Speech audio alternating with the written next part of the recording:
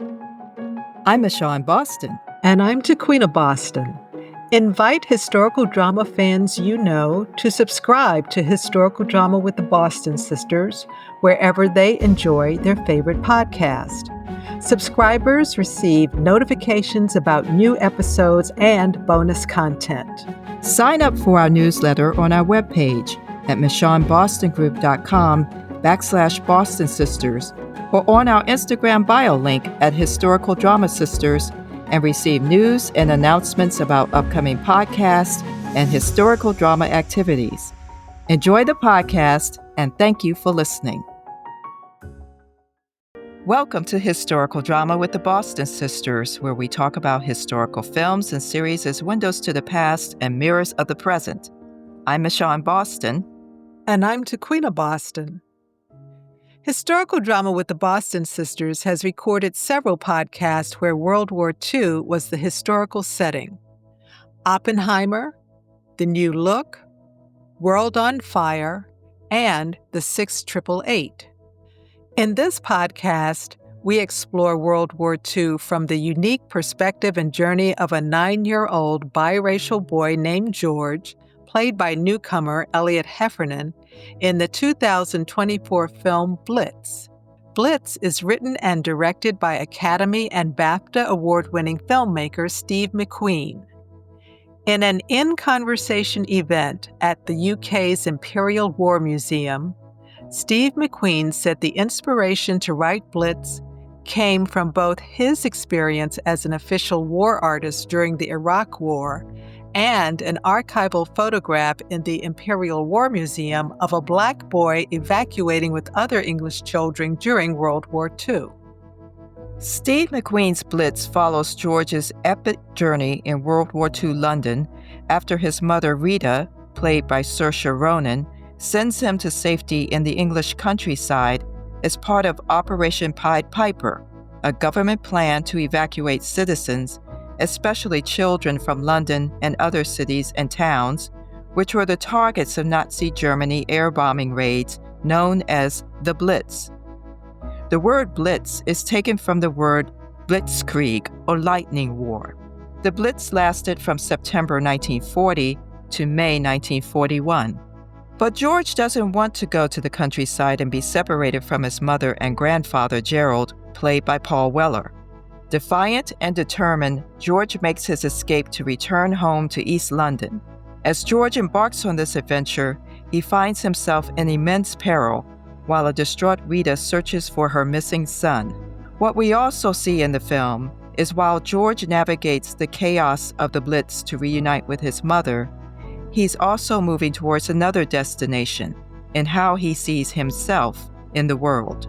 While realizing his true grit, George also encounters the racial hostilities that his white mother Rita and his grandfather had protected him from until this moment. We wanted to know more about the Black histories in the UK during and after World War II. What were the different levels of British citizenship and perceptions of persons of color as presented in Blitz, which is set in the time of the quote-unquote British Empire? And how do they compare with the realities today? Joining us from Northampton in the UK Midlands for this conversation about Blitz is Tré Ventour-Griffiths. Tré Ventour-Griffiths is a multiply disabled historian, creative writer, and sociologist with interest in Black histories, race and disability, pop culture, and insurgent politics. His PhD research uses creative storytelling methods to consider a multigenerational story of Caribbean Northants post-1942. Tré's work in popular culture looks at representation, identity, and political commentaries in the history, writing, and development of popular entertainment, namely comics, film, and television. At the moment, he is using Marvel media to develop new theories around microaggressions and other forms of social harm. In his work, Tré has written and presented on Regency Romance, Barbie, Peaky Blinders, superhero films, and Disney princesses. Welcome, Tré, to Historical Drama with the Boston Sisters. No, thanks for having me. Yeah, it's good to meet you. Tell us about your scholarship. I mean, there's a lot here. We just read in your bio and Yeah, your very areas. impressive too. Yeah, the areas you study and write about. And how did you come to focus specifically on Caribbean Northants post 1942 and those experiences of people in the UK?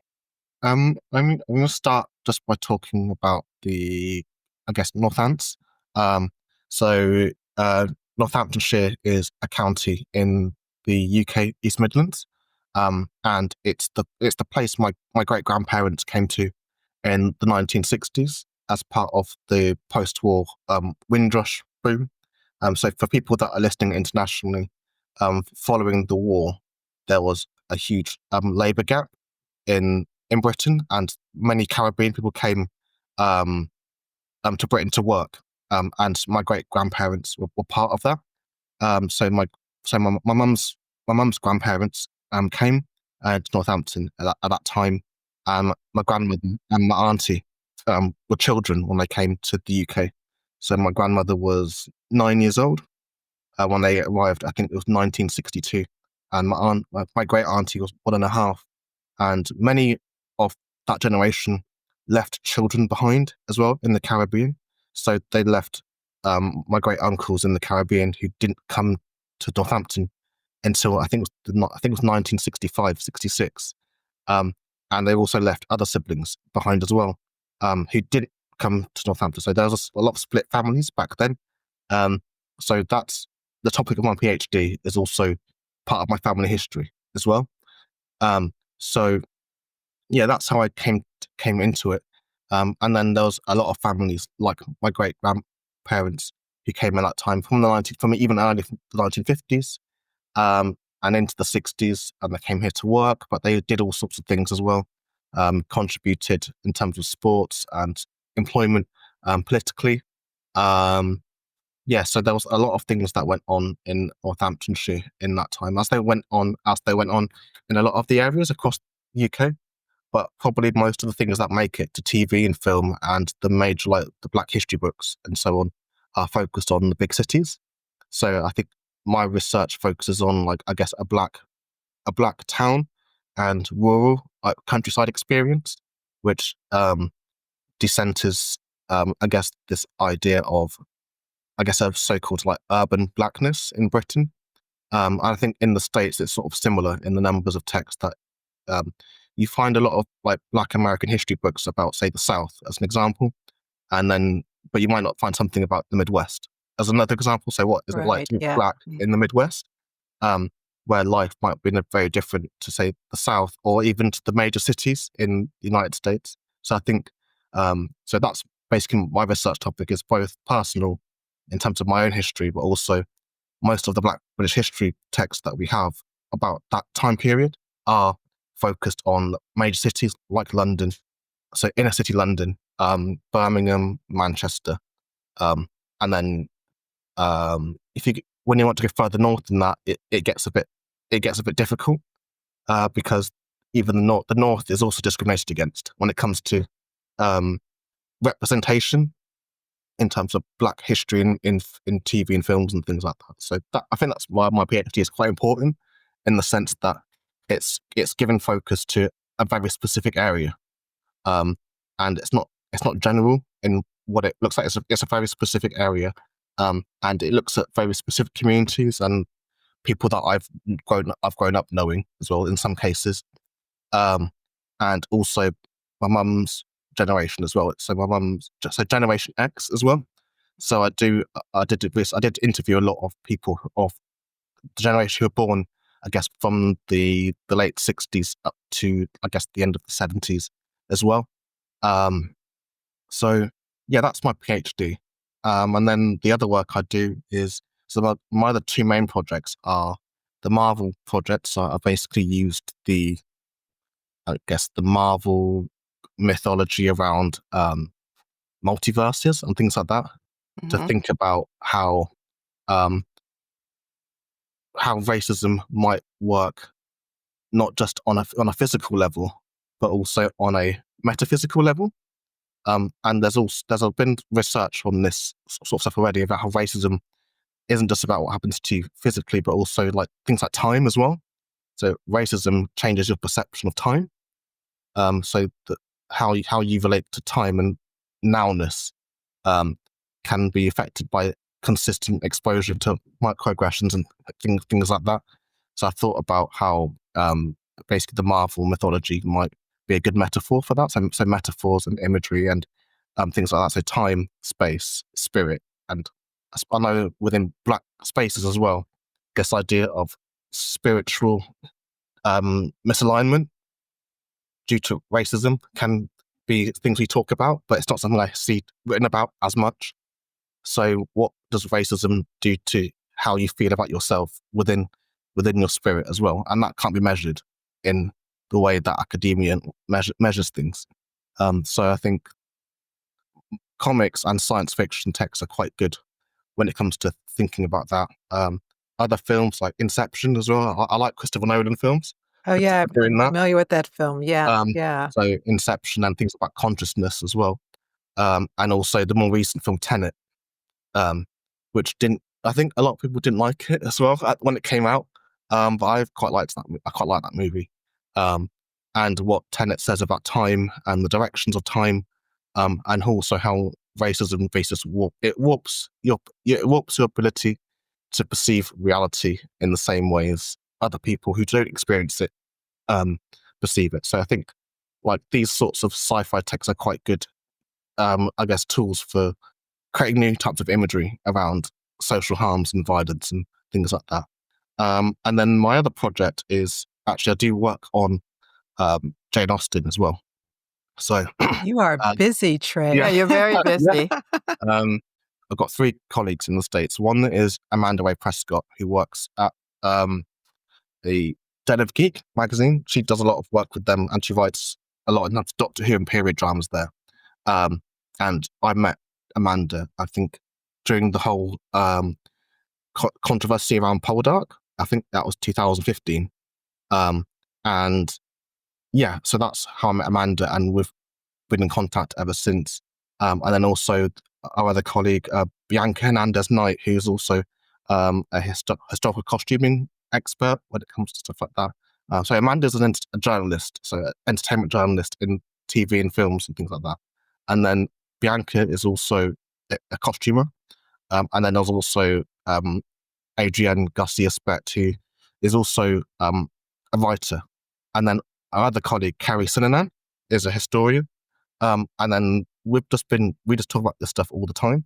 So when it comes to period dramas in Austen, that's who I do my work with and who I talk with when it comes to stuff like that. So I do Austen and race, and colonialism, and basically writing, I guess, ideas of empire back into Austen and how you talk about Jane Austen. But I focus a lot on adaptation rather than the original text, because I think those texts are fixed because they're done effectively now. But we keep adapting Austen and not adding anything new in that sense.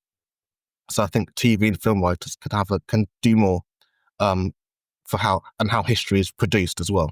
But they keep putting out the same old stories when it comes to Austen. But a lot of these places that they're filmed on were all financed by slavery and enslavement and colonialism. So that's when it gets a bit problematic, that it's one thing that the original texts do that, but it's another thing that you've got these TV writers doing the same thing, even though they have the opportunity to do more. But yeah, I think that explains some of the work I'm doing. And we're going to probably ask you back when we do our 250th. I was thinking that the same thing. Yeah, Jane Austen, yeah. anniversary of her birth, which is this year.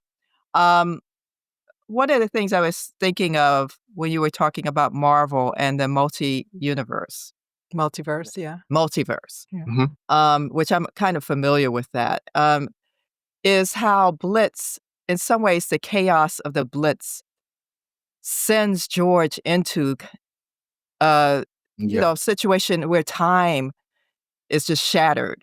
Yeah. You just have these things happening to him, but there's no sense of time. No. How much time it takes for him to get from the countryside back to the city, the time within the city, what's going on with the bombings. What are your thoughts about that in terms of your scholarship, where Um, George is being encountered, but all sense of time is shattered? Time is relative as well. Like, physicists will say that in terms of, like, Einstein always said that time is an illusion in that sense. So if you're running outside, if you're running at a speed outside, everything around you just seems to slow down when you're running, because it's about your relativity to objects around you. And that's basically what he was saying. That was his theory of special relativity. So I think when George, for example, when George jumps off the train, as an example, when he's jumping, the train might seem a bit slower than when he was on it. I think there's a lot of that in terms of Steve McQueen's film, when they think about time and time as relative, and being in London, but all the objects and the people and the buses and everything. And he's a lot smaller than everybody else. So there's that idea too. What it reminds me of actually is the film Silence of the Lambs, in the Oh, sense that yeah, when the yeah. way it's filmed is, the main character, Clarice Sterling, who's Jodie Foster, she's not a very big person at all, and that they do use a lot of camera work in Silence of the Lambs to show that. And there's one scene when she's getting into the lift, and she's about 5 foot, and a lot of these guys are over 6 feet tall, and they use a lot of, like, very intelligent camera work to make that, like, perception of, in terms of objects and things like that, between her, so it shows that she is really small compared to everybody else. And I think that Steve McQueen does that in Blitz as well. For George, in terms of, he's not only a child, but he's also a black child surrounded by all these very big white people as well. And some of them don't treat him very well either. Even as adults supposed to be responsible, they're not. But I think when it comes to Steve McQueen's film, I think time is something that hasn't really been critiqued that much, in terms of what's been written about the film, like journalism and critics. And they're focused a lot on the very, I guess, the more obvious things, but the way time is used, as basically it's there, but it's not there. I think so. Yeah, I think time is really important in Blitz. And when I was rewatching the film as well, I think only at the beginning, when they've got the black screen with the text on the front, that you know it's in 1940 that they're talking about. But other than that, throughout the film, you don't really have this idea that certain things are happening at certain points. It's just everything is just happening all at once, and it's just chaos. Yeah, yeah. Which you would think that's how people would experience war, Mm-hmm. as chaos, Absolutely. as everything happening at once, at constantly having to react to bombardment and violence and fear and all the things that go with that. Was there anything in the film that drew you in that you didn't know before, that you were like, oh, let me look this up, or let me know more about this story? I think one of the scenes that really struck me was when the jazz band, I think, were bombed during the Blitz as they were performing. Yeah. Well, I didn't see that coming. I was quite surprised. I was surprised to see that. I knew there were jazz musicians in London at that time, but I didn't know that one was actually bombed during the Blitz as they were performing. So that was good to see that on stage, in the film. Because I looked it up afterwards, and it apparently was based on a real event that happened. But then during that time, there was a lot of these, I guess, American adjacent bands in London at that time, performing and also collaborating with white musicians from the East End. So there was that going on, but we don't get taught any of that in schools. So it's for a lot of people, this is the first time they're seeing that history, because Yeah. it doesn't get taught in schools to the levels that it should. You know, oddly, when I saw that scene, it took me back to a photograph and to one of Taquina's, I think, college books. I was kind of still a child, so to Mhm. speak. And I remembered instantly, I said, oh my goodness, that's Snake Hips Johnson. Mhm. Yeah. The book is called Black Magic, and it was produced, one of the editors was the poet Langston Hughes. And it's like a compendium of Black arts and cultural history in photographs from like the earliest stages of Africans being brought to this space we call United States of America. But it also has it's kind of a little bit of a Black diaspora feel because it doesn't just restrict itself to Black American artists. And I have by the way, I have that book still Mhm. here if you want it back. Yeah, But take good care of it. Yeah, I take good care of it. It's a out of very print. valuable resource. But I would just look at the pictures over and over, and I would memorize the pictures. And when I saw that scene, I'm just like you. I was like honed into it. I was like, oh my God, I've seen this before. I remembered the picture, and I didn't know the story of how he was killed in the Blitz. And that was the first. Oh, well, spoiler alert, everybody. But if you read the history, it's there. Yeah. So Tré, we don't necessarily find that many people who are interested in historical drama. So it makes us really happy when we find someone who's part of like our fandom. And we're curious to know how you became interested in historical drama, or what some people call period drama.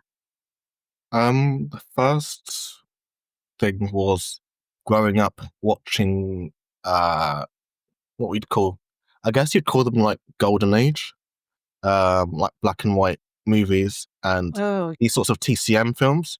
uh-huh, Um, uh-huh. at my grandparents' house, so both my grandparents' house, so my mum's parents are from Grenada. So I'd go there and watch these types of films, like In the Heat of the Night and stuff like that.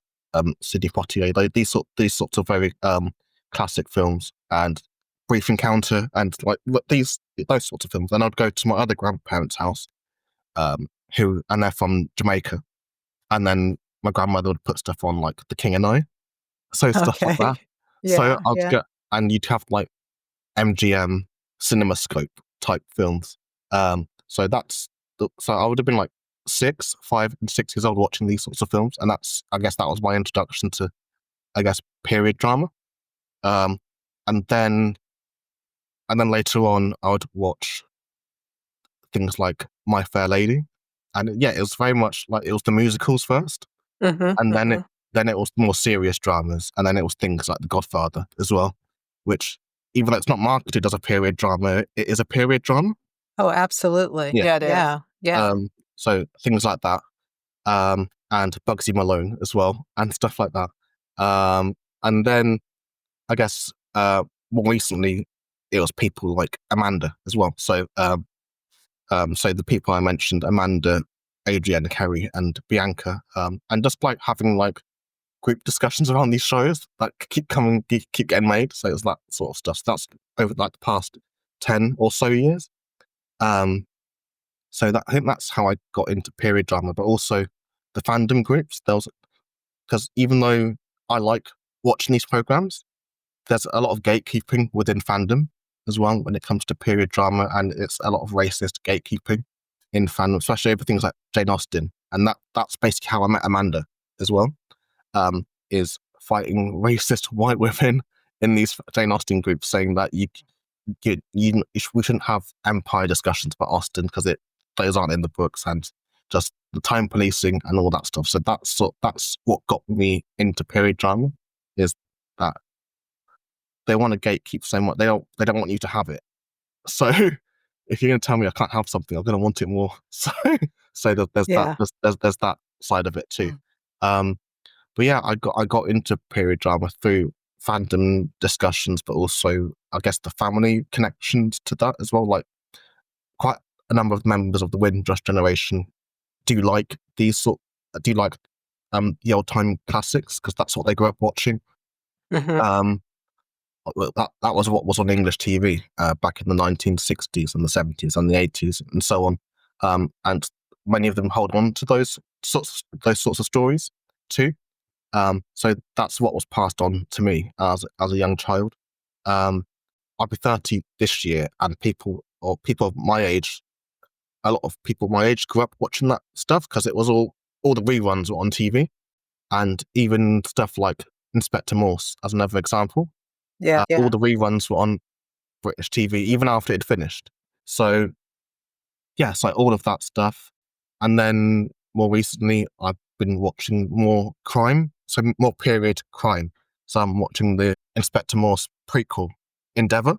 Endeavour, Yes. Yeah. We did a And podcast on Endeavour. and that's really good as well. And I think I find a lot of those shows do Black rural British history a lot better than films and TV shows made by Black people, because there's a bias, I think, when it comes to like Black British filmmakers who make films and TV about London and the cities and the very urban settlement areas, but they don't necessarily make films about the countryside and the small towns. But the white filmmakers and TV makers make their white shows about these places, and then you have like a Black family might be in the show, or like a Black character or an Asian character, and I think that's the sort of stuff that's more appropriate for my PhD research than say things like Small Axe that Steve McQueen made. So Endeavour, you've got the Black female nurse in Endeavour in Oxford, and that's probably quite appropriate for what I'm talking about in Northampton as well. And then you've got stuff like All Creatures Great and Small, which is in I think the Dales. Is it Yorkshire Dales? Yorkshire Dales, yeah. Yeah. And then you've got, I think she was a mixed race, an older mixed race woman. So you've got that character too. And then in Northampton, we had GIs in Northampton as well. So there's a lot of that sort of like similar history, and very mixed communities. But then you watch a lot of these Black British historical films where the community doesn't really have mixing, which I find really, really odd.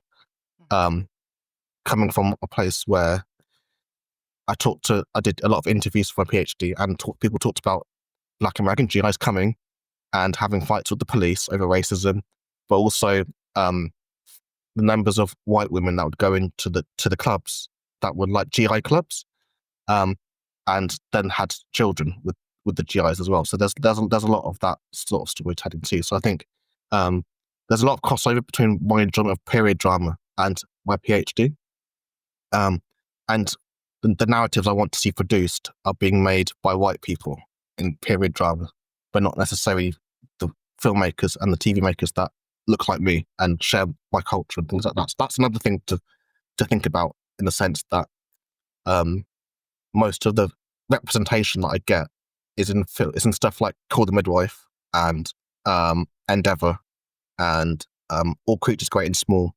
and shows like that are very, like, I guess, provincial Britain. Yeah. Even Call the Midwife, set in London, it's not the inner city. It's Poplar in East London, so it's sort of these peripheral areas. Yeah.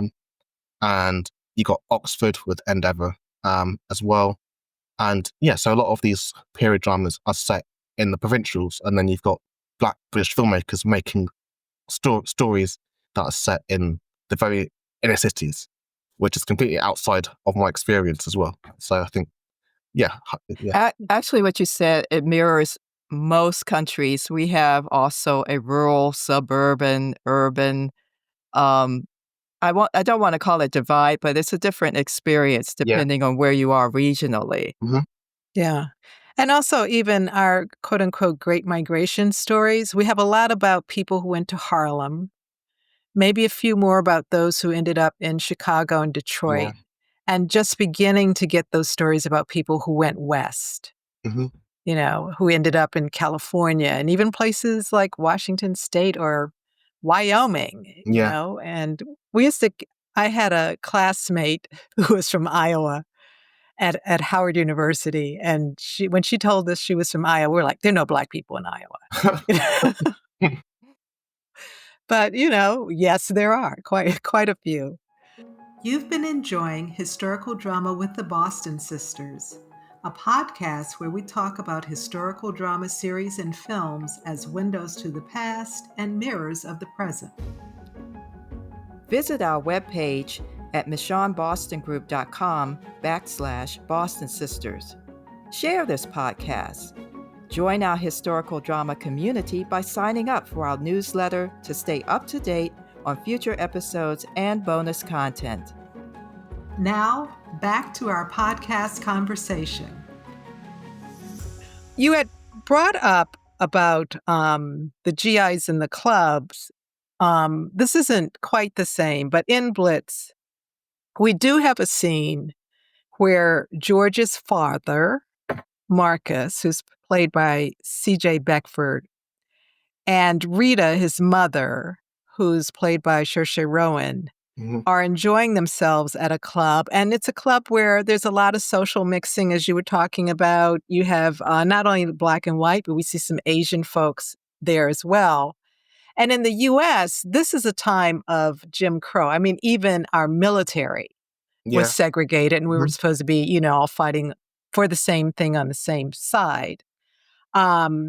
But when George's father is attacked by white men because they resent his being with Rita, he ends up being deported to Grenada, even though he was the person defending himself. And as we mentioned before, this film takes place during the time of Empire, and Grenada was the site of the British Windward and Ward government. So since Grenada was part of the Empire, why was George's father deported, considering, nations of the empire, they all fought on the British side? I mean, in another series we saw, we have folks from India who are fighting on the British side, and you have people, of course, from, you say Caribbean, we say Caribbean, but yeah, from Jamaica and from Grenada and other Caribbean countries fighting on the side of the UK. So kind of help us understand the different levels of citizenship and independence of nations that were part of the empire. I think to some degree, they didn't see differences in blackness. And in some aspects, they're probably just overzealous, and they'd see a black person on the street and just assume that you're an immigrant. In that sense, there's a academic called Laura Tabili, who wrote a paper in 1994 about the 1925 coloured alien seaman's order, and that was the first instance of a state-sanctioned racism to come to widespread notice. So it was the deportations that you talked about. So we know that Blitz begins in 1940. And that George is 9, so that probably puts his birth around 1931, in some point in that year. So I think that that piece of legislation might have been active then, and his father might have been deported under that legislation. So basically, it was a piece of legislation that was pushed by what was the Home Office Aliens Department. And they demanded undocumented black seamen to register as aliens in that sense. And it's a legislation that sets a precedent for what we in Britain called the Windrush scandal. People are now calling it the Home Office scandal, where numbers of people from the Caribbean who've been here since the 1960s were being deported from 2018 and are still having their status questioned by the government, and so on. So can't access healthcare, having government police turn up at your house in the middle of the night, sending you to immigration prisons. There was a lot of that going on from 2018. It came to a peak in 2018, but it's still going on today.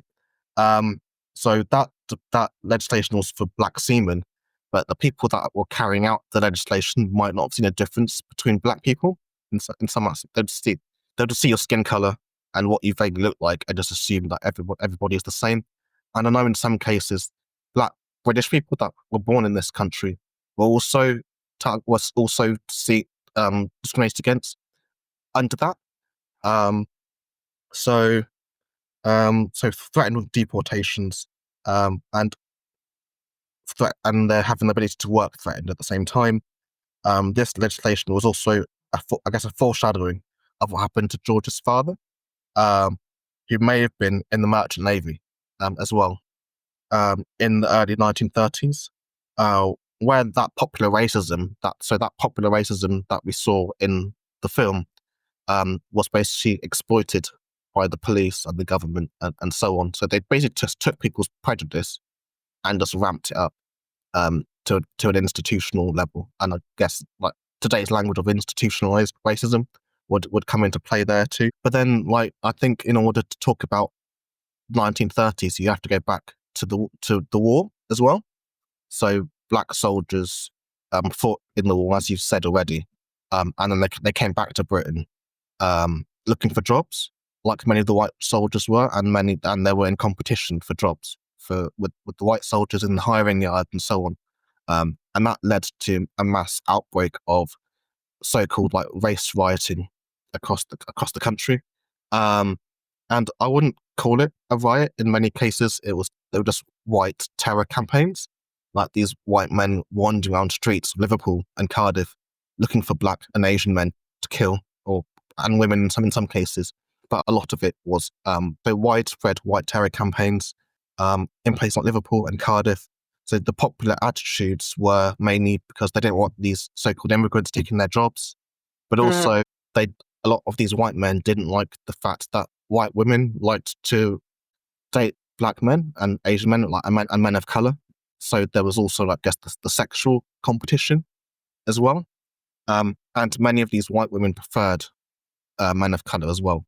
And although there's primary records that state this fact as well, that many of these white women just thought that men from the colonies, especially, or men who were not white, just made better partners. So there's that. So there's that to consider. And I think it's sounding really familiar. Yeah, It's sounding like the history of our country in the United States too. Mm-hmm. Yeah. And when it comes to that whole time between the wars, the people I tell you to go and read is actually Camillion. So Camillion Caballero's book with the late Peter Aspinall, Mixed Race Britain in the 20th Century, explores this, but also work by people like Karina Ray as well, who wrote about Cardiff. Yasmin Begum was also written about the Cardiff race riots of 1919. Also, Jacqueline Jenkinson wrote a book called Black 1919 as well. So there's a lot of scholarship around it, and also there's a journal article, and I'm not sure how accessible this will be to people who don't have university affiliation, but there's one by May and Cohen about the Liverpool race riots in 1919, which I can look for it and send you the links maybe to it after this.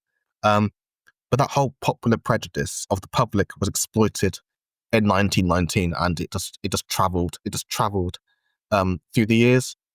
So the riots were followed by the legislation, which also included deportations of these black people and their families. So in some cases, the white women that they married were also deported back to the Caribbean and parts of Africa. Mm-hmm. So like the government were just hap-handed and so they didn't care. So it was very much mirroring today in Britain with the Windrush scandal. Blitz is also set in Stepney Green, or part of it set in Stepney Green, where there was also a whole area called that was nicknamed Draft Board Alley, according to Stephen Bourne, that was also in my master's thesis, and that was due to the number of mixed couples that lived in that space. So East London, 20 years before the Blitz, was set. Also had a lot of this popular racism. White women chose to go with black men, which crossed taboos that were also, I guess, more formalized due to colonialism and colonial racial thinking. So things like the plantation society. So all these like race theories that were set to justify the slave trade were then, I guess, re-imported back into Britain and used to police sexuality and things like that. Obviously, people some people just don't care, and they will challenge that. So that also shows how policing gets involved as well. Because it wasn't just policing the streets, it was policing people's right to love who they want to love at that same time. So white women chose to go with black men, cross those taboos, which also happened in somewhere called Limehouse, which isn't that far from Stepney. So it was also another part of East London, and there was a riot trial. So it was called the Limehouse riot trial, where in Limehouse there was a lodging house filled with 100 black sailors who were demobilised from the war, just waiting to go home. So after the First World War, and at that time in Limehouse, white sailors also resented more than anything black sailors who were associating with white women. So there was a lot of that going on. So then you fast forward 20 years. So that similar attitude was also found in somewhere like Soho as well, which is another part of London. And the scene where the club is bombed also speaks to the rise of the bebop scene as well in London. So in these music clubs, you'd obviously have like the black and the brown musicians and people just dancing and stuff like that. But they also have like numbers of white women there as well. So through socializing, people would develop relationships and so on. In these clubs, you had US black servicemen, black colonials, and also black British with local white people, and they all played music together. And many of these white people were from the East End as well.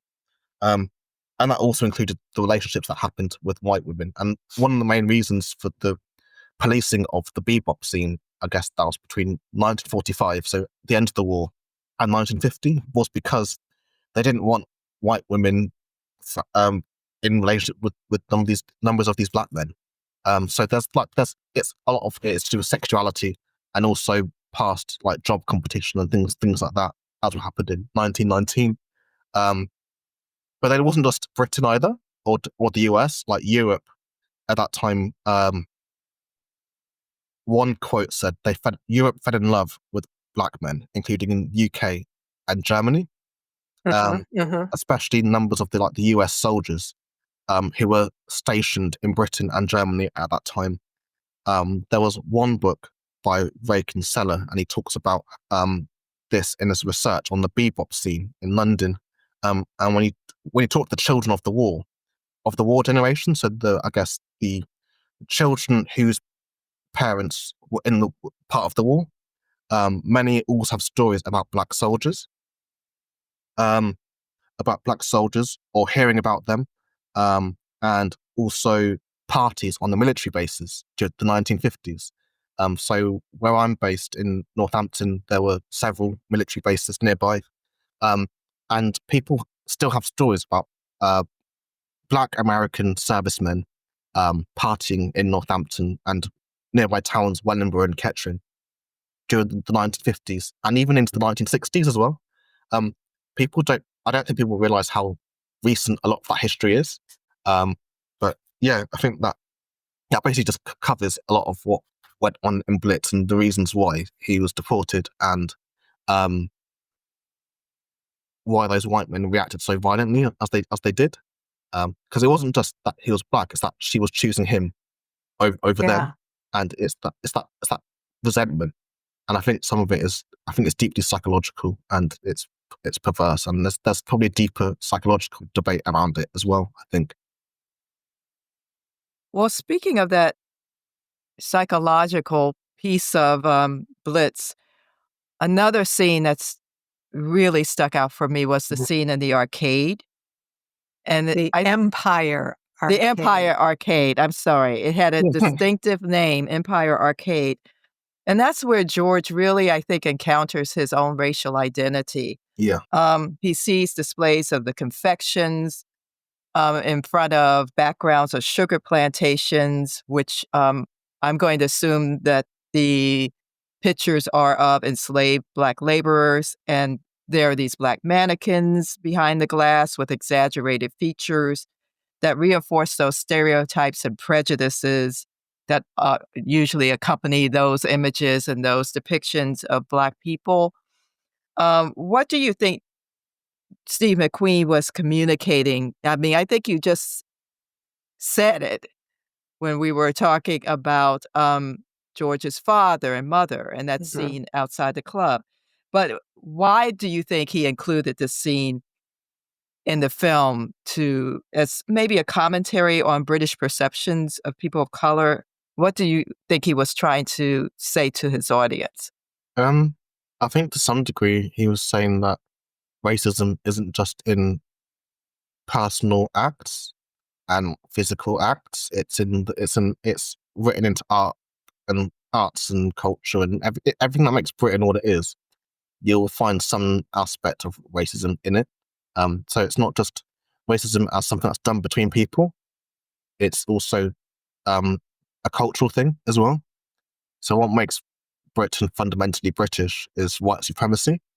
It's the same in the US in terms of how Trump has appealed to the base instincts of the Bible and the gun when it comes to, and he's used it to weaponize certain feelings against people of color from his base. In the United Kingdom, you could say the similar thing in terms of, I guess, cultural, like very very English cultural. I guess you'd call them artifacts to some degree.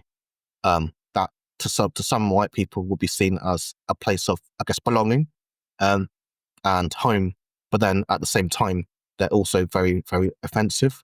And one example could be the Gollywog doll. Would be one example. And if you grew up in Britain during the 1960s or 1950s as well, that would have been a normal thing in someone's household. But it also can be a very offensive to Black people as well. So like, it's not just physical violence like we saw with the men that assaulted George's father, but it's also the cultural violence. I guess you'd call it intellectual. The intellectual violence at the same time. So it's very easy to criticize the police and the Home Office and all those places. But what happens when you see racism in a museum, for example, or I guess liberal arts type spaces? It's the niceness, I guess. It's the niceness of racism that comes into play here. So I think the scene in the arcade sort of represented that a little bit. That it's in artworks too, and that fundamentally makes Britain what it is. Tré, what you're saying makes me think about that scene as literally sugarcoating the colonial history and the racist history that you spoke of earlier, because he's looking at basically a candy store. Yeah. And there's a representation of a sugar plantation, again, the colonial history, that is the source of that sugar that makes that candy. I was going to say, bringing Jane Austen back into the fold, that was brought up in Sanditon with the sugar boycott. Yeah. Yeah. I think as well with that scene, it was like, I think, especially for people that aren't from the UK, they think the whole of the UK is like London.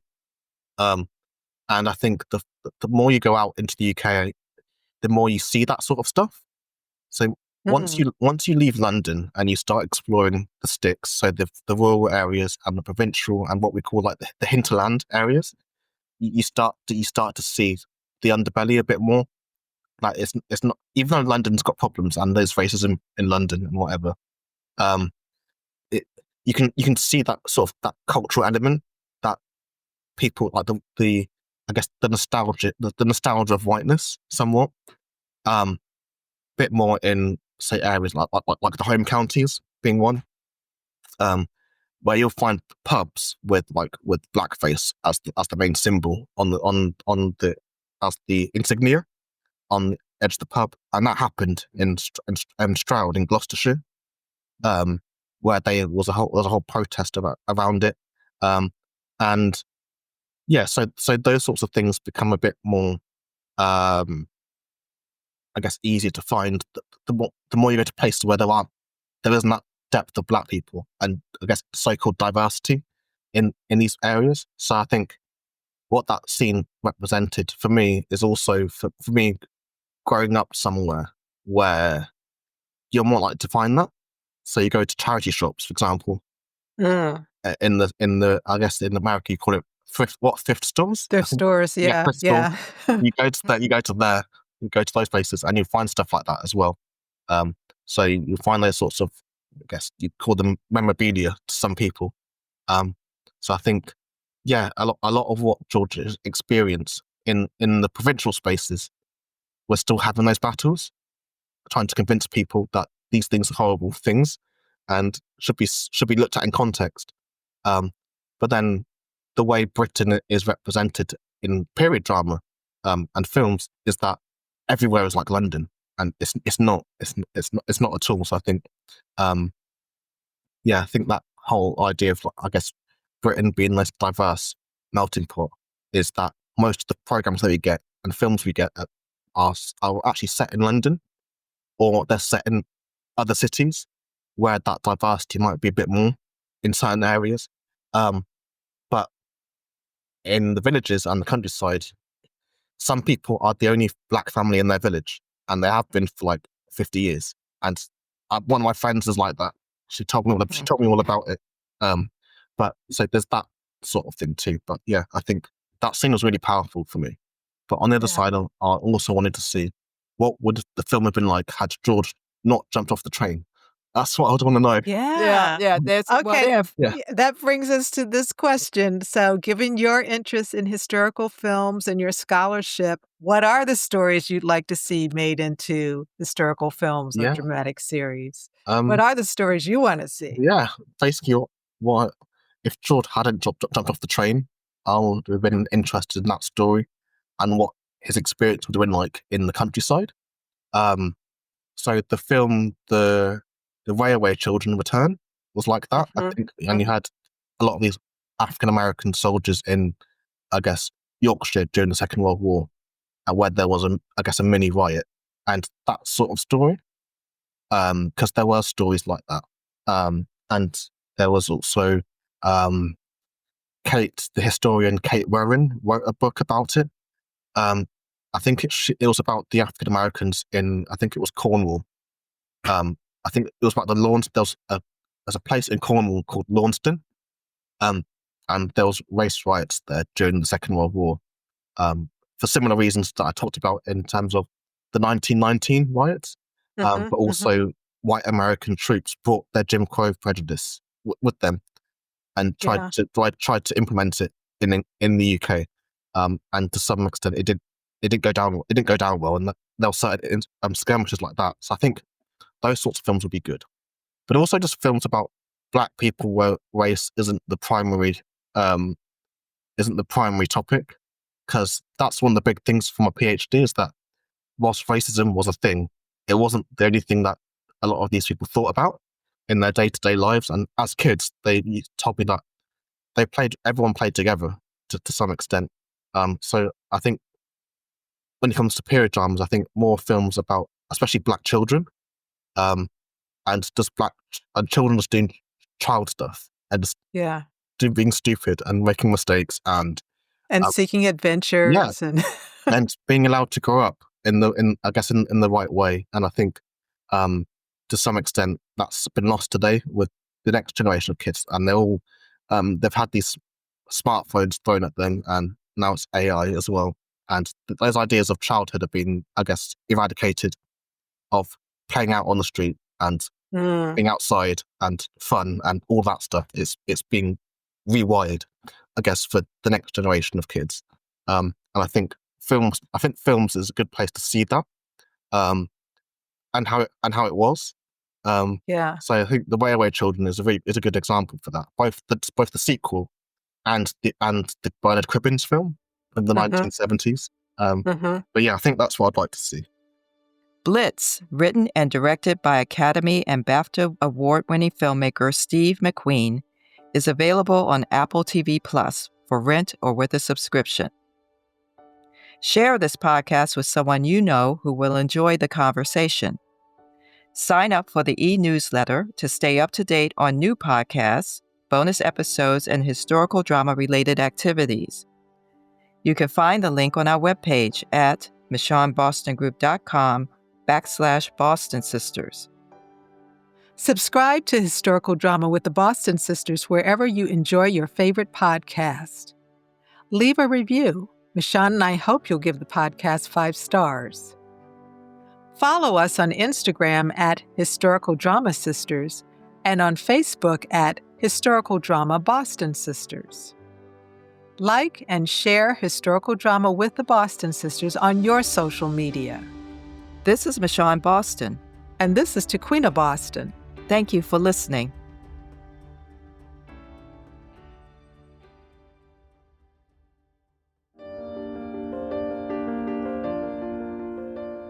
We hope you enjoyed this episode of Historical Drama with the Boston Sisters, a podcast about historical films and series dramas.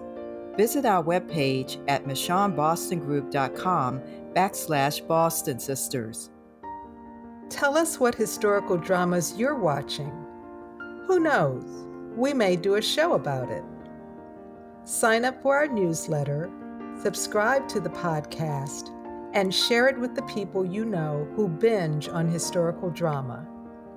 Historical Drama with the Boston Sisters is brought to you by the Michonne Boston Group. The views and opinions expressed on Historical Drama with the Boston Sisters are those of the speakers and do not represent the positions or views of the Michonne Boston Group, its clients, or affiliates. This is Michonne Boston. And this is Tequina Boston. Thank you for listening.